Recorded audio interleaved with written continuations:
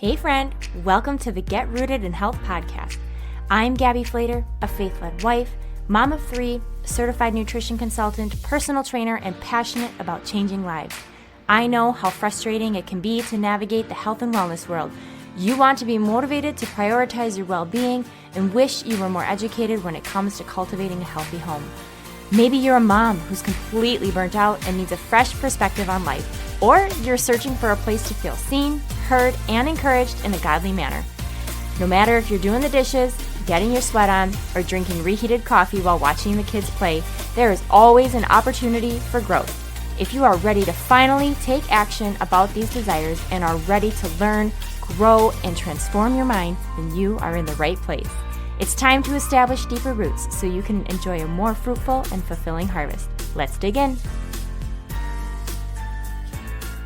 Hello, friends, and welcome to the Get Rooted in Health podcast. My name is Gabby. Thank you so much for tuning in today, this week, this morning, this afternoon, evening, whatever time you are listening to this episode.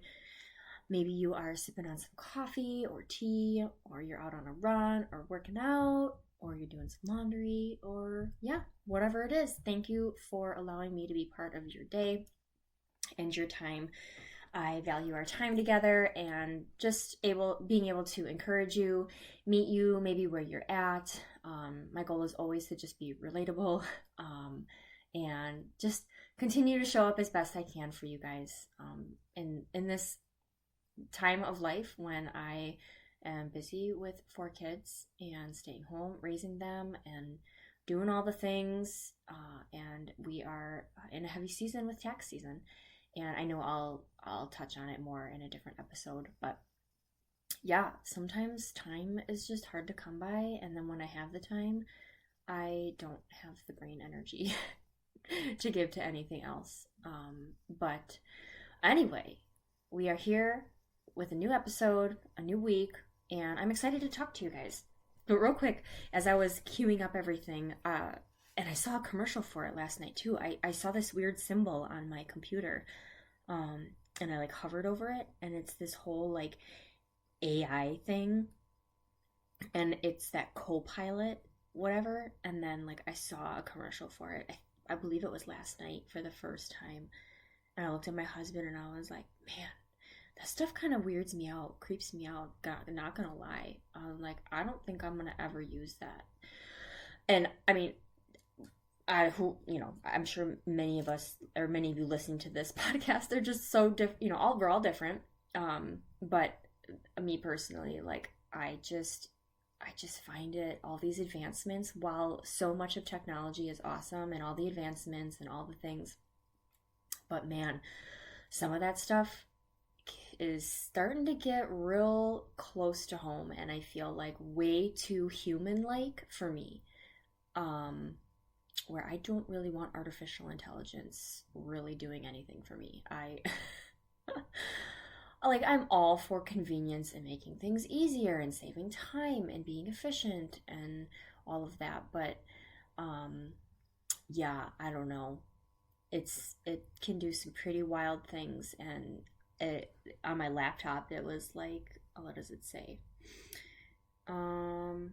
Copilot, your everyday AI companion. And then it was chat with AI or every day or something. And I'm just thinking of all the different directions this could go for our culture.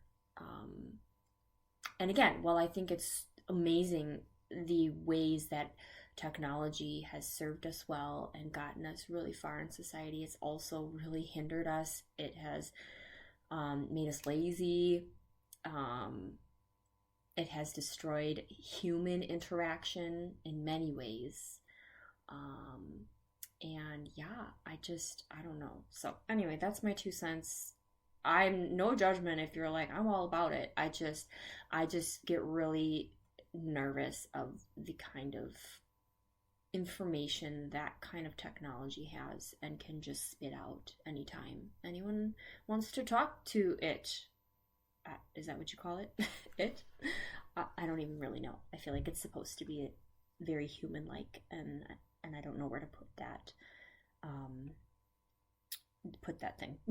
So anyway, that's my 2 cents on the whole Copilot AI thing. So anyway, let's move forward. Let's have a real heart-to-heart human conversation right here. No AI, all just scratch notes right here in front of me, from my brain to your ears. Okay? So I really wanted to encourage you guys. We've made it through January, the hustle and bustle of the first month of the new year, and everyone's like figuring out what they're trying to change, maybe adapt and figure out as new goals and resolutions or focuses or whatever. And one thing that I really want for most people is to start recognizing ways that they can start to eat at home more and have fun with it, enjoy the process, get creative, learn along the way, and embrace the struggles and the unknowns and the like, I don't know how to cook, I don't I feel like I'm gonna burn everything, or I just don't know where to start. And just learning to replace store-bought items with uh, you know more homemade things, and not being so intimidated to be in your kitchen. I happen to be someone who loves to be in their kitchen. Honestly, if I could go back, I mean, I don't know. A dream of mine, I guess I'll just say, is I would love to take more cooking classes and more just, yeah, things revolving around food and baking, and just a little bit of the science behind it, and more history and more just home like things like that. Like, I just wish I did learn a lot growing up at home. I was raised to learn how to make a meal, how to grocery shop, and while my mom didn't buy the best of things or make a lot of homemade, I guess, from scratch foods, it was more of the box things. I mean, I was born in the 90s, and my mom was doing her best. And so we didn't eat out a ton, but we also weren't consuming the best foods at home. So there's a difference of eating at home and cooking at home from scratch, or taking more time to make a meal rather than utilizing, opening a box, or, unsealing some plastic from something frozen, or whatever, something from, a bag or a box. So I don't really know how I got to this place of, like, I love it, and I love being in my kitchen. I'm okay with, I get bummed, but I'm okay with making mistakes in the kitchen where it doesn't set me back to, like, I'm never doing that again. I actually appreciate the, like, oh, how can I learn from this? What did I do wrong? What could I do better? What should I try a different pan? Should I try a different flour? What did I do wrong with the yeast, or whatever it might be? Or this flavor with this, or how does this taste with that? Oh, we don't like that, so I'm going to take note of that. And just finding more value in the kitchen. And since having kids, it's become really important to me to nourish them differently than how I grew up. And my mom has made huge changes since I was a kid. I mean, I really don't think I'm sure she bought them, but I honestly don't know that I knew what an avocado was. I don't ever remember my mom serving me, an avocado. Where, like, my kids have always grown up, that was like a baby food, or like eggs and things. Like, we ate eggs, I'm sure, but like, that wasn't a typical thing. Hummus, I mean, I didn't even try hummus or guacamole till I was like an adult, guys. So these are things that my kids know what they are. And I wanted to encourage you with this episode and give you ideas of things that you could start to replace from the store. You might need to still utilize the store, but, like, rather than buying the boxed or pre-made, pre-packaged item, what are some of the ingredients you could purchase to be able to make it in a cleaner way? Because things in the stores have to be made to stay good on the shelves for a long time. Okay, so like they need preservatives in them, and those end up not being good for us. And you wonder why they last so long? Yeah, it's because yeah, it's got to stay on the shelf. And what are they adding to all of that? And so, there's going to be all those additives that you're consuming, that your kids are consuming, the natural flavors, the extra sugar, needless sodium. Like you could be getting your sodium from better sources and be able to use it on your food in pure sources and not have to be so concerned of getting too much sodium because you're eating so much processed. That's the time when you need to be more alert of your sodium intake, is if you're already someone who's consuming a high processed diet, not as whole food. And most things in the stores that are in boxes and bags are not short ingredient lists. There are the exceptions, but they're still processed, right? They're still broken down, baked, sealed, vacuum sealed, canned, whatever, and needed to maintain freshness on the shelves. So I appreciate the brands that do their best to provide clean, whole ingredient food lists. Simple Mills, Siete, those are two awesome brands for some packaged things that just came to my head right now. Really appreciate those brands and just their efforts in providing those kinds of things. We've also turned into a very big snack culture where what happened to the meals and maybe a snack, like needing to try and just shift that. I feel that snacks are like the thing. And hey, I am the mom that my husband's like, why are you bringing all of this? I'm like, this is my insurance. You don't get it. If mom doesn't have snacks, there's going to be a problem. I don't have food with me. We're going to have meltdown kids. And honestly, they probably would be just fine. And they'll just be extra hungry by the time we do get to a place to eat or get back home. However, and yes, even if they are healthier snacks like beef sticks and cheese sticks and almond flour crackers or a trail mix or pretzels, apples, whatever. It's something that I feel like, wow, what would we do without snacks? How did they do it back then? Like, they were eating wholesome, rich, nourishing foods, high calorie. It would last them a long time.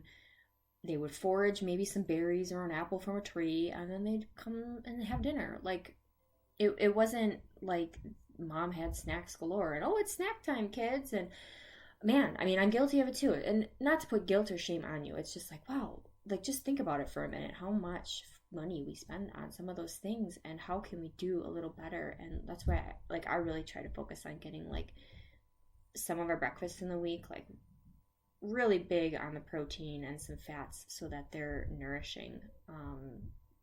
We love our sourdough here, but we're adding sausage on the side or eggs, or they're doing yogurt, or they're having, their peanut butter on top, or maybe we do avocado toast, and just really trying to capitalize on that.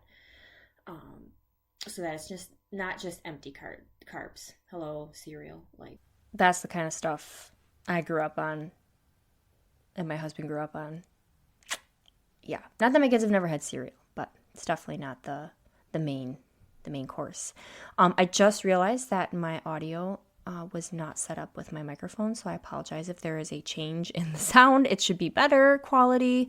I did not realize it until this point, so hopefully that doesn't mess up things too much here. So I have a list here of things that I have started, that I thought of as I thought through what are the things that I've learned to make from scratch, and things that have just become easy to learn to make and have, I guess, transitioned me out of needing to buy them from the store when I don't need the ultimate convenience. And, a little bit of like, I was intimidated by some of these things and how I got over that. And so I just wanted to share some of those things that are super easy. And again, This is just going to be night and day difference. I think it'll just really blow your mind if you just go and look at, just say, like a pie crust, like the Pillsbury pie crust or whatever brand, and you go Google a recipe for making a pie crust. It's like 3 ingredients, and then you go and look at it at the store and you've got a paragraph. And I think your mind would be blown at how easy some of this is and how much better you will feel. The money you will save. Yes, you'll have to have time in the kitchen. Time is money. Okay, but time in your kitchen is so valuable and so rewarding when you get to be the one in control of what is going into your body, into your family's body. Yeah, it's hard to explain if you've not experienced it, and it's just super rewarding, super empowering, rather than taking something off the shelf that has a bunch of crap ingredients in it and handing it to the cashier to scan, and you give them money for it and then you consume it. What did you do? You went to the store and got it and unpackaged it. Like, that is where we've gotten to. Like, just let that sink in. And again, there are times and places for when that's necessary. And, kind of like with the AI technology thing I was talking about in the beginning, like some of that has just been super helpful in really hard times in life or a season or whatever, when you're in a pinch and you need convenience. And it's not wrong. It just has become too much of the norm. So I am here to encourage you to go against the norm, start putting good quality ingredients in your body, and see how good this stuff tastes when it's made homemade, and how good you're going to feel after the fact. Knowing that you are not relying on always convenience, but like you're the one that labored over it. So a list of things, I'm just going to like run through it, and then I'll kind of touch on a few of them, or maybe all of them. We'll see. I didn't want to make this episode super long. This was just to encourage you to give it a try. And you don't need to choose every single one of these things. Maybe pick 1 or 2 and be like, I'm going to go for it and I'm going to try it, and do it for a month. Don't think that you need to transition everything all at once, like it's an all or nothing thing. So if you're that kind of person, just tell yourself it's okay. It doesn't have to be all or nothing right now. Just pick like 1 or 2 things, and slowly, it's just like with anything, especially when it comes to like health, wellness, fitness. If you try to pack it all on, pile it all on your plate at once, eating healthy, drinking all the water, getting 7 to 8 hours of sleep, getting sunlight, grounding yourself, getting to the gym 7 days a week, like if you've been doing 0 of that, there's no way in the world that you're going to be able to do every single one of those tasks 100% all of the time and expect to stay on track. So same thing here. I have adapted these over time. I've been married for 11 years now. I've had kids for 7 years, the last 7 years out of that 11.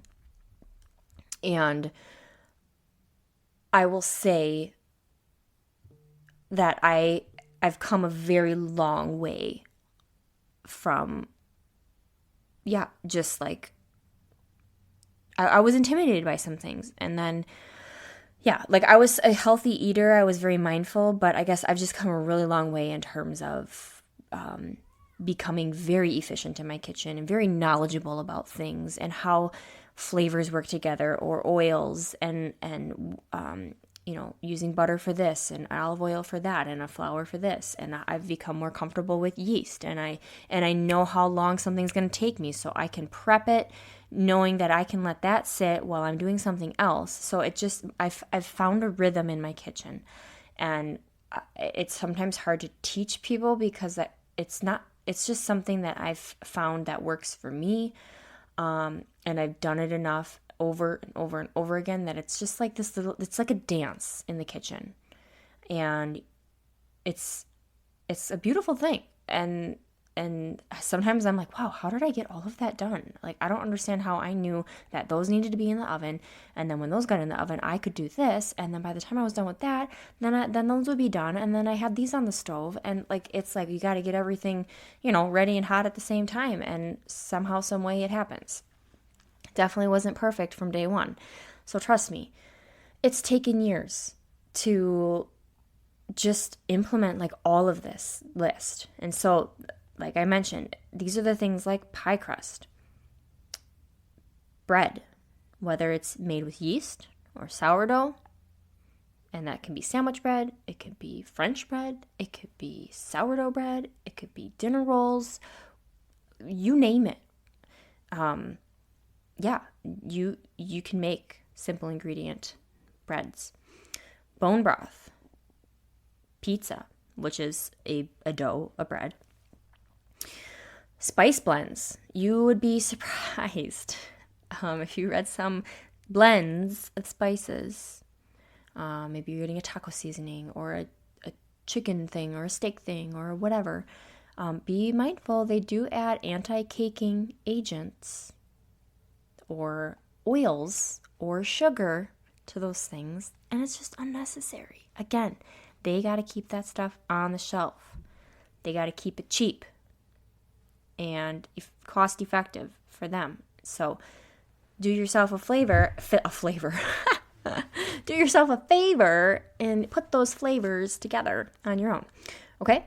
So you can make your own spice seasoning blends. Salad dressing. Again, sneaky things are hidden in there. Literally, go to the store that's not Whole Foods and flip around almost every single bottle of dressing, unless it's Primal Kitchen, then you're good to go.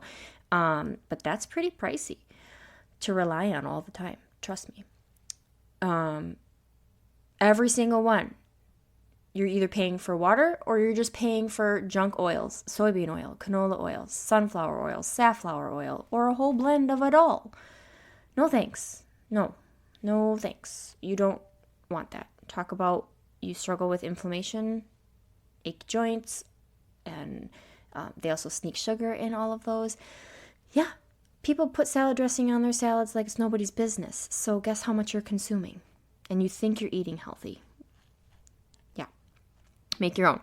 Applesauce, you can can it, you can freeze it. You don't have to add any sugar to it. Whipped cream, it is insanely easy. I could not believe it.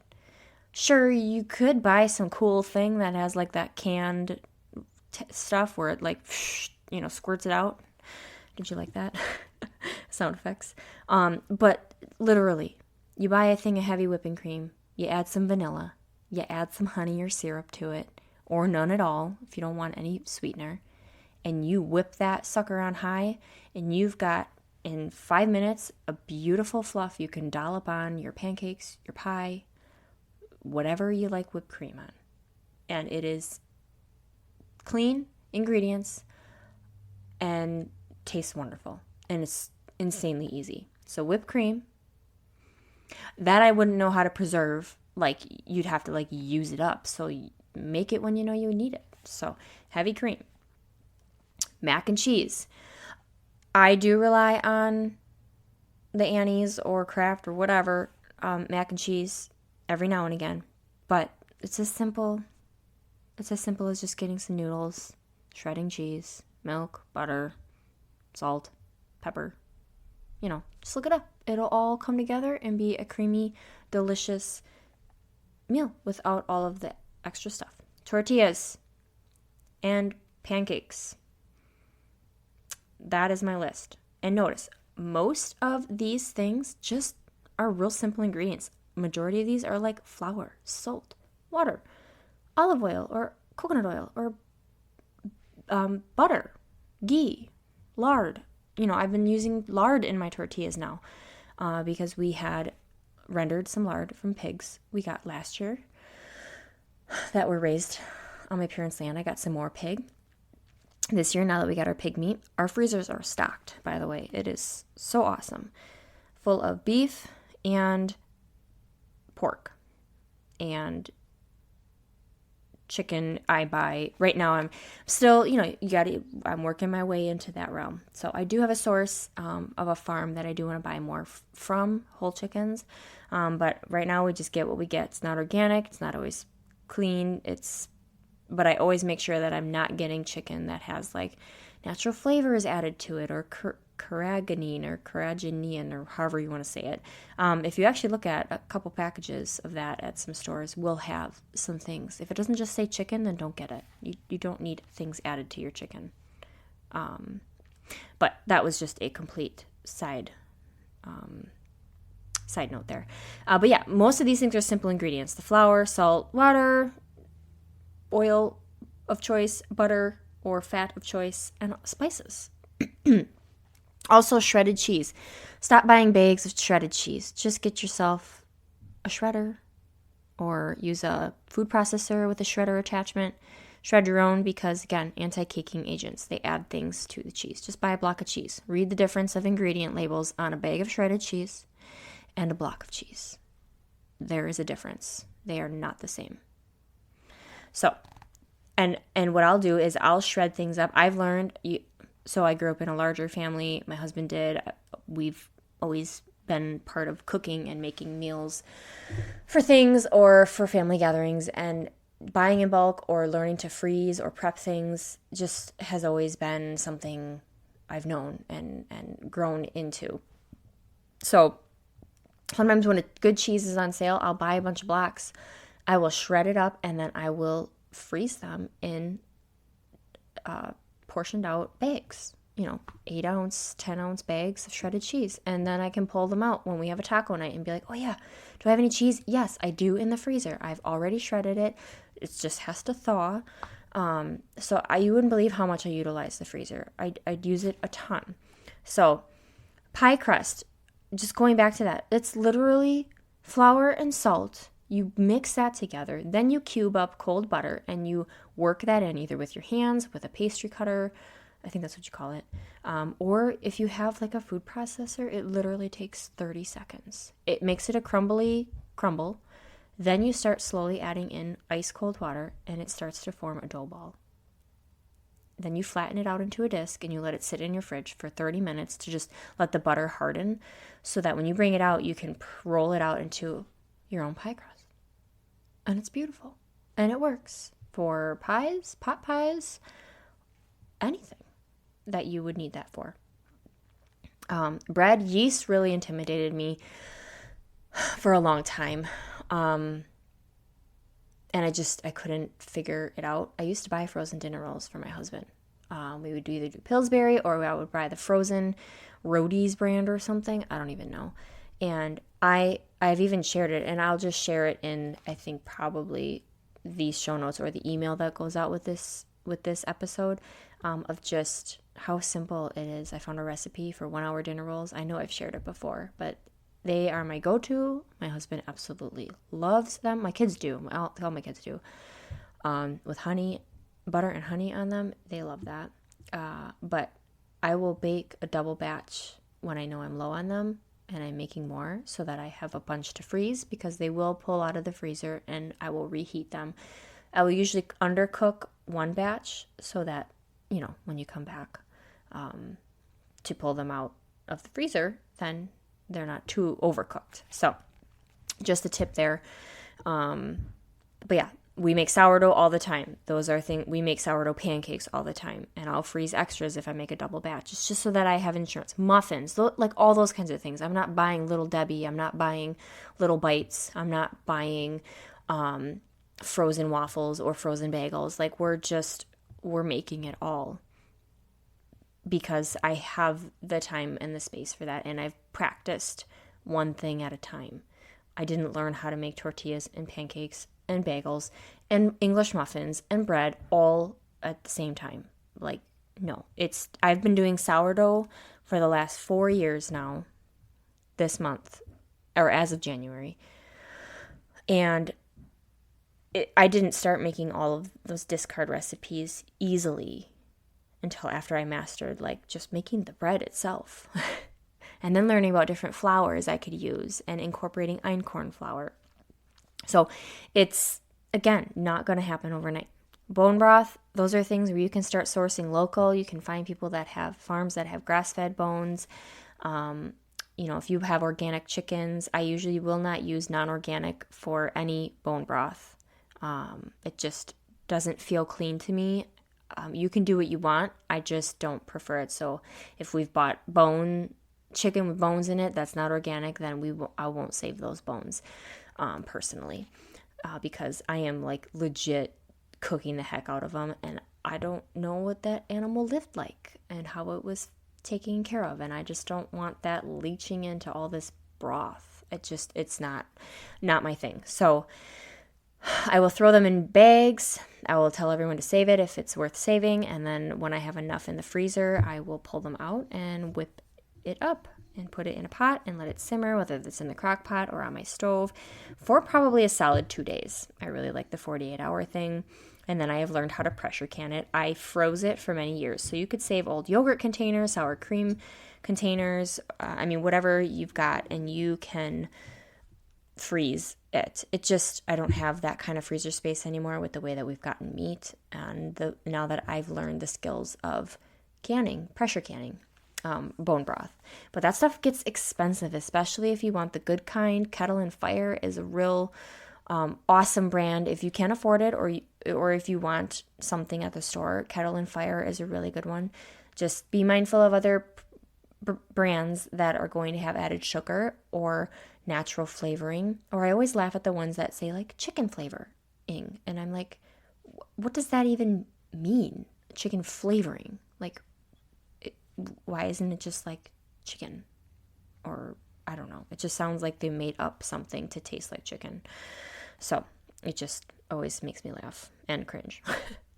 Pizzas, same thing. Pizza dough, I found a recipe that's very similar to my dinner roll recipe, and I have done it two Fridays now, and I kind of want to do it for the rest of winter, or I guess for a while if I can, just make it really fun Friday night pizzas. And I usually would make sourdough ones for us. My husband does not like sourdough, so then he would get like a DiGiorno pizza, or an Aldi self-rising pizza. He liked the rising ones. And I got to this point of like, you know what?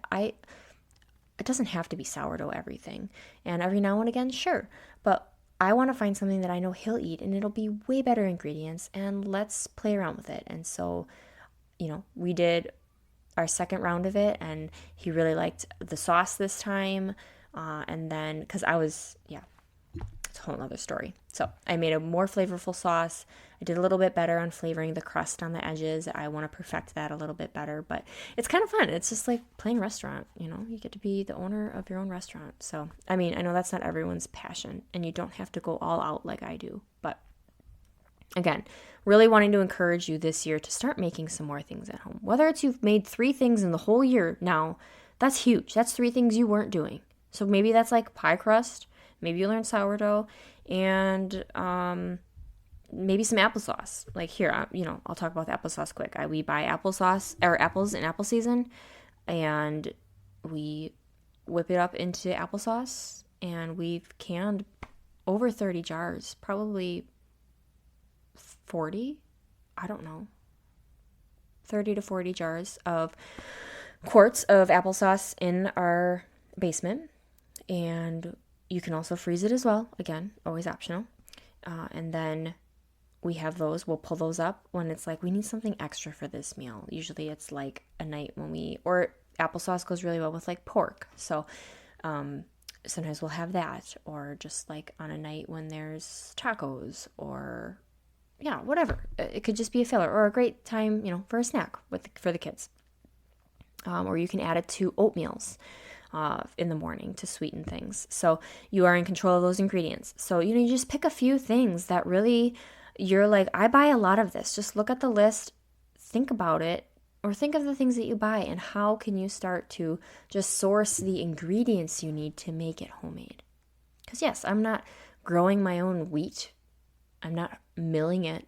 I don't have that capability, but I can source the best kind that I know. Yeast I have to buy, butter I have to buy, and is it always organic, grass-fed? No, but like I do my best. I just lost my source of grass-fed butter. It's no longer made that way. I got connected to some women that were buying it in bulk, and the funds would go to support some sort of cause. And so I was willing to spend a little bit more money on the butter because I knew it was either going to support a fundraiser of some sorts for something that they'd always share with us. And now this Amish rolled butter is now no longer grass-fed, and so I'm out of that right now. And sure, I can get the stuff at Costco, like the Kerrygold, but I'm like, wow, this is pricey. So I might stick to just like buying that for spreading on our bread and things like that, but I might just have to end up being okay for now, just buying just regular stuff for baking purposes. So, you do what you got to do. Pancakes, insanely easy to make your own pancake mix. Stop buying the Krusteaz brand or the Aunt Jemima or I don't even know, Kellogg's. Do they have a brand? I don't know. Whoever's got those boxes of pancake mix, it's as simple as having flour, baking soda, or baking powder, or both. I can't remember. I don't have my recipe in front of me, but I will definitely share this. It's got a little bit of, add some sugar to it, some salt, non-fat dry milk powder is in mine. You shake it all up, and then you just add water to it. Or if you really want to jazz it up, add some milk and an egg to it. It's that simple. And you're saving yourself a ton of junk ingredients and enjoying a fun breakfast, a super yummy breakfast. So there's so many things. Tortillas are a staple in our home. I make them like triple batches, and then I'll freeze some. My kids eat them outside of having tacos. They'll have honey and peanut butter on them. They'll have avocado on them. Sometimes we'll make them as the bottom for making a pizza. Sometimes they'll just eat them. Like if I'm running out the door and I need something quick, or like we go to the zoo, sometimes I'll just bring tortillas and they'll eat them at room temp. They'll eat them if I warm them up. They'll eat them cold, and they're filled with good gut, sour. They've been fermented, so they're good for the gut. They're easy, and they've got some fats in them from the lard or the olive oil that I've used. And so it's not just like an empty carb to me. I feel that they are nourished through it, and it is filling for an easy grab snack. So just take this list as it is, write down some of the things that I know. One of the things I need to make more of is salad dressing. I just need to find my rhythm with that. But again, don't think you got to go ham and go and do all of these at once. It's taken me many years to get to this place. I'm comfortable with using yeast. I'm comfortable with using sourdough. Do I still make mistakes? Absolutely. Does my family still get fed? Absolutely. And do I feel empowered and just like excited when I bring food to the table and feel so rewarded? It's so rewarding when I make something. Yes. You won't know unless you experience it yourself. So I really hope that this can encourage you to find that dance in the kitchen yourself and that rhythm and find a love for it. It's going to look different for everybody. We all have our different styles, our different personalities, our different flavor profiles, different kids, different husbands that eat different, and we all have to kind of make it work. But my real big goal was just to help you see that cooking at home from scratch can be done and save yourself the money and your health by just simply swapping out a few things. And over time, watch yourself slowly start swapping out more and more things. And then when you really need the convenience of the Pillsbury dough canned dinner rolls or backup cinnamon rolls, guys, that was me. I had backup Pillsbury or Annie's cinnamon rolls in my fridge for the times that I knew I wasn't super confident with my cinnamon rolls. And I've had duds. I've had so many duds when it came to those. And we had to pull the backup out because I still wanted my family to enjoy them. And they're one of my husband's favorite things. And so, especially at Christmas time, it was like, okay, well, I better buy a backup just in case, because we don't want to not have them on Christmas morning. Because that would be a shame. And I've had like it oozing out everywhere, all the like insides the cinnamony sugar butter stuff. I've had them too small. I've had them really large. I've had the yeast not even, like, I don't even know what happened. It just didn't do. I couldn't roll it up. I didn't pinch it tight enough, or I didn't, my dough just kept falling apart and I couldn't roll it. I've had it all. I've had it all. So, and then one time I melted the butter and then I put the cinnamon and the brown sugar in it, and then I tried spreading it on. But really, you're just supposed to have softened butter, and then you're supposed to spread the softened butter on the dough that you've rolled out, and then sprinkle on the cinnamon and sugar, and then roll it up. I mean, I guess the other way works too, but it didn't seem to work that well. Like, it wasn't what was supposed to happen. Anyway, again, it's not going to look perfect, and that's when you can rely on backup when needed. So I would love to know what kind of things stood out to you, what you will make, what you will try and swap out here this year. Maybe there's multiple things. If you have questions on anything or needing ideas of where to look for, just go to Pinterest. And I know Instagram has tons of stuff, but it can be overwhelming at times. So if you just need to find a recipe, just Pinterest it or Google it, and you're going to find a quick, simple how-to with a few ingredients. I will list a couple of my favorites that you guys can use. And yeah, here we are with a 40-minute episode of me chatting your ear off.